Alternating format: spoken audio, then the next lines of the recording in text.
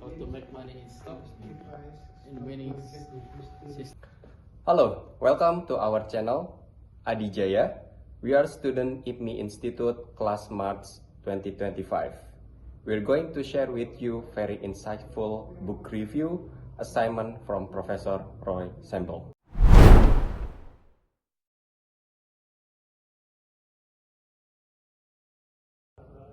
Today, we are incredibly to deep dive into a book that has become a cornerstone for the successful investor. We are talking about How to Make Money in Stock by William G. O'Neill. Have you ever wondered the secret behind to how to identify which stock is the best leader in the market, the timing when to buy and sell, and also how to build a robust stock portfolio? Then you come to the right place. My name is Yudhi. I'm Jordan. And I'm Alwin. We all together, we're going to share with you the book review, so enjoy it.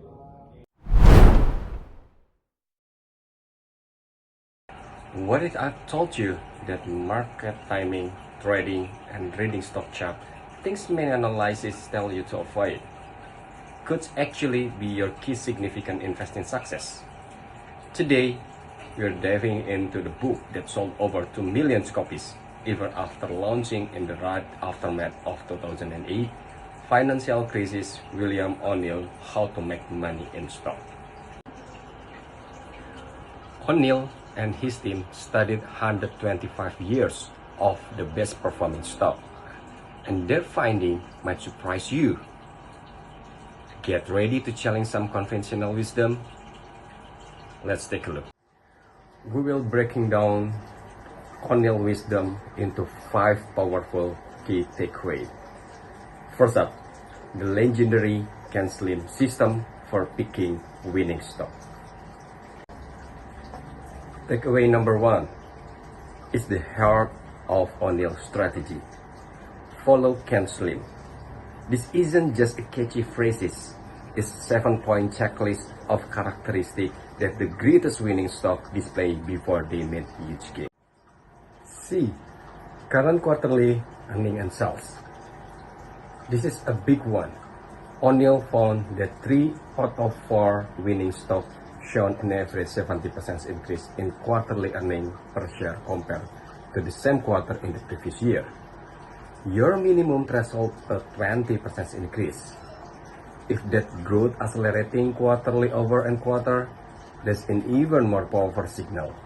And critically, this earning growth should be backed by similar strong increase in sales. A. Annual earning increase. To ensure that stellar quarterly report wasn't just a fluke,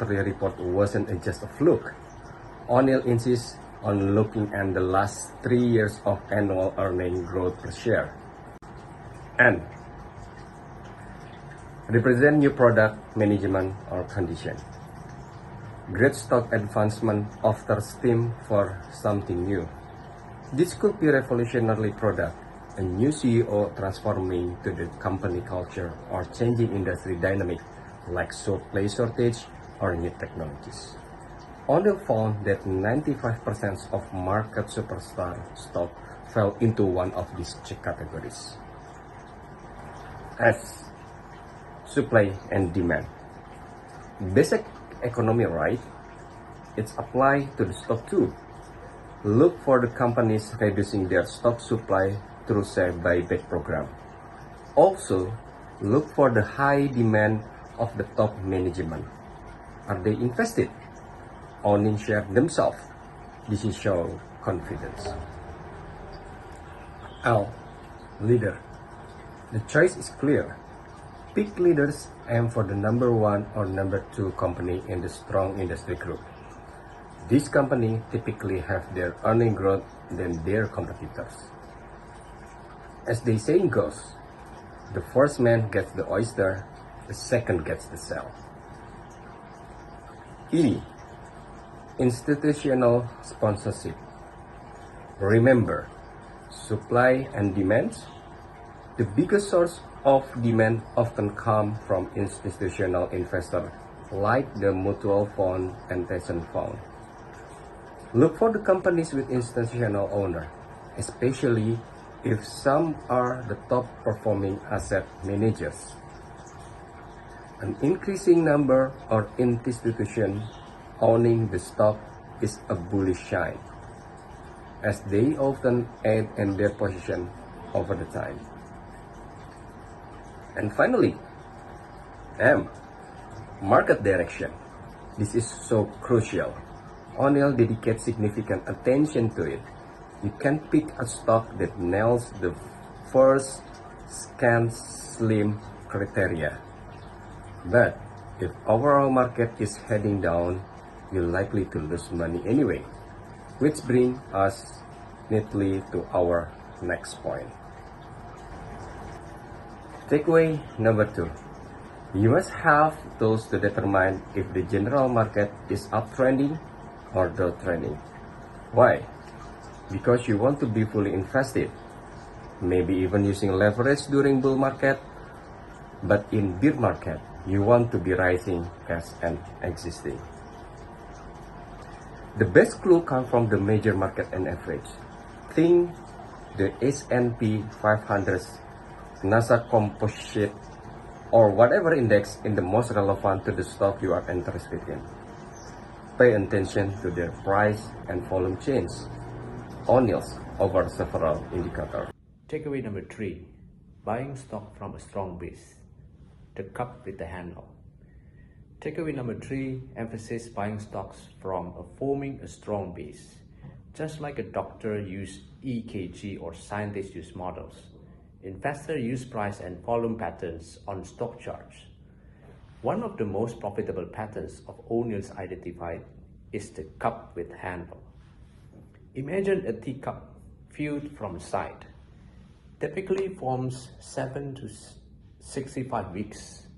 The depth of the cup, the decline before its bounce back, is usually 12 to 33%, though it can be deeper if general market was declining.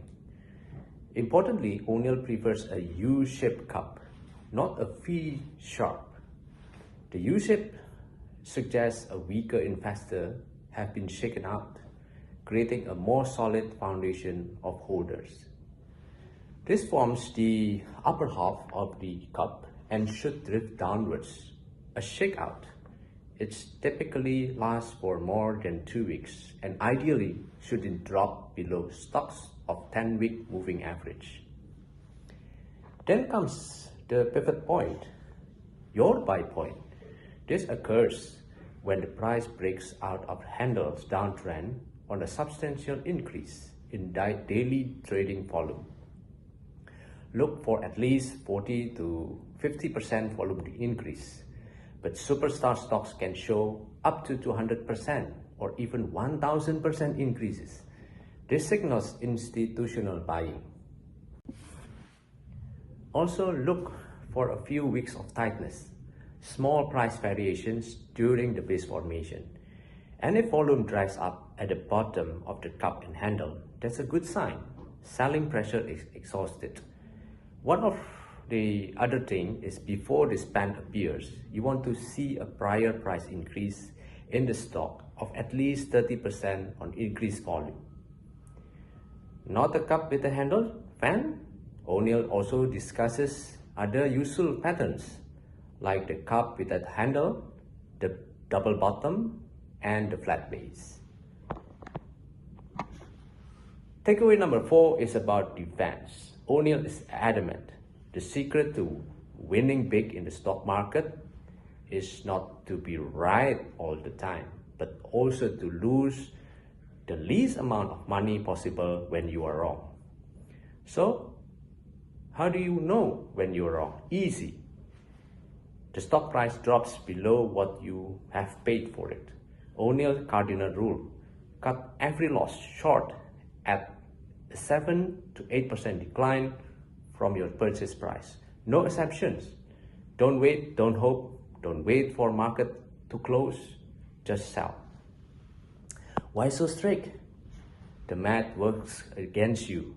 A 20% loss requires 20% gain just to get back to even. A 50% loss needs a 100% gain, a double cut. Cut those losses quickly.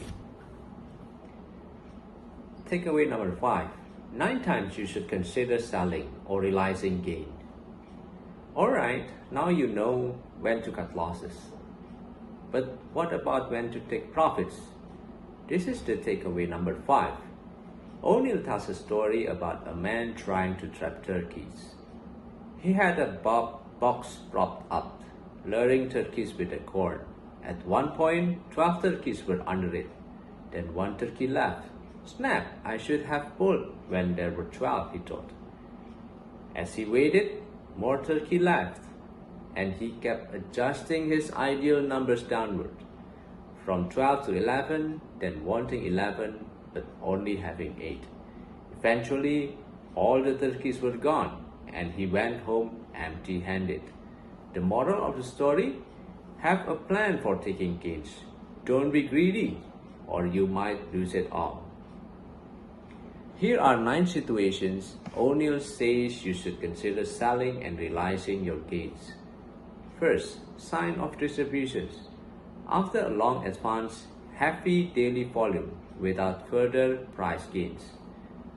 Number 2, stock split. If the stock is up 25% or more within 2 weeks of the split, often excessive, then sell it. Number 3, upper channel line. A stock surging through its upper channel line, connecting last 3 highs over 4 to 5 months after a big run up, then you should sell it. Number 4, new highs on poor volume. If volume dries up as the stock soars, then you should consider sell it. Number 5, poor relative strength. If the stock isn't advancing like its index, then sell it. Number 6, Lone Ranger. The only stock is still advancing in its industry group often means that the industry is facing trouble. Number 7, closing near day's low. If the stock repeatedly closes at or near its daily low, then sell it. Number 8, earnings slows down. If earnings growth slows for 2 consecutive quarters, then you should sell it. Number 9, sells only the way back down. Always sells if it fails too far from its peak, typically beyond 12 to 15%. Often, one of these points will trigger selling before that 12 to 15% drop from the peak. So, let's quickly summarize Williams O'Neill wisdom from how to make money in stocks. 1. Before buying, ensure a stock passes the CAN-SLIM test. Number 2, always have tools to determine market directions, either bull or bear. This dictates whether you should be aggressive or defensive. Number 3, the best stocks can not only pass the CAN-SLIM but also emerge from strong bases, like the cup with handle pattern.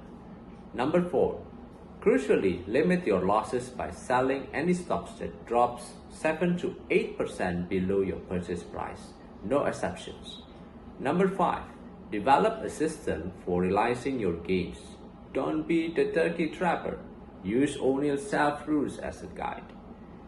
O'Neill leaves us with a very powerful piece of advice. It's always the study and learning time that you put in after 9 to 5, Monday through Friday, that ultimately makes the difference between winning and reaching your goals or missing out on truly great opportunities that really can change your whole life. Investing using O'Neill's methods requires discipline and continuous learning, but the potential rewards, as shown by his research, can be immense. What are your thoughts on the CAN-SLIM system? Let us know in the comments below. And if you found this summary helpful, please give this video a thumbs up. Subscribe for more insight and don't forget to hit that notification bell. Thanks for watching. Happy investing. Good luck.